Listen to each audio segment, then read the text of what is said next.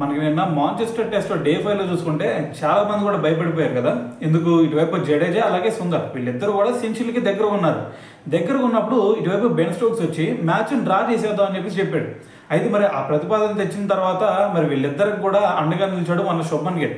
ఎందుకంటే వీళ్ళిద్దరికి ఒకటే చెప్పాడు, మీరిద్దరు కూడా సెంచరీలు కొట్టేంత వరకు కూడా గ్రౌండ్ని వేయొద్దు అని చెప్పేసి వీళ్ళిద్దరికి భరోసా ఇచ్చాడు. అయితే దీని గురించే మ్యాచ్ కంప్లీట్ అయిన తర్వాత ప్రెస్ కాన్ఫరెన్స్లో కూడా అదే చెప్పాడు శుభ్మన్ గిల్. అయితే ఇక్కడ శుభ్మన్ గిల్ అంటుంది ఏంటంటే, ఇక్కడ ఇటువైపు సుందర్ అలాగే జడేజా వీళ్ళిద్దరు చూసుకుంటే సెంచరీకి దగ్గరగా ఉన్నారు. మరి సెంచరీకి దగ్గరగా ఉన్నప్పుడు ఎవరైనా సరే మరి మ్యాచ్ని డ్రా చేద్దాం అని చెప్పేసి ఎవరు కూడా అనరు. సో మరి సిచ్యువేషన్ చూస్తే ఆ విధంగా క్రియేట్ అయింది. అయితే మరి వీళ్ళిద్దరు చూసుకుంటే ఎక్సలెంట్ బ్యాటింగ్ చేశారు. వీళ్ళిద్దరు బ్యాటింగ్ వల్లే మేము ఈరోజు మ్యాచ్ డ్రా చేయగలిగాం. సో మరి వీళ్ళిద్దరు సెంచరీలు ఏవైతే ఉన్నాయో సో వీళ్ళిద్దరు కూడా ఆ సెంచరీకి అర్హులు. సో అందుకని చెప్పేసి మేము డ్రా చేయడానికి ఒప్పుకోలేదు అని చెప్పేసి ఒక స్టేట్మెంట్ ఇచ్చాడు.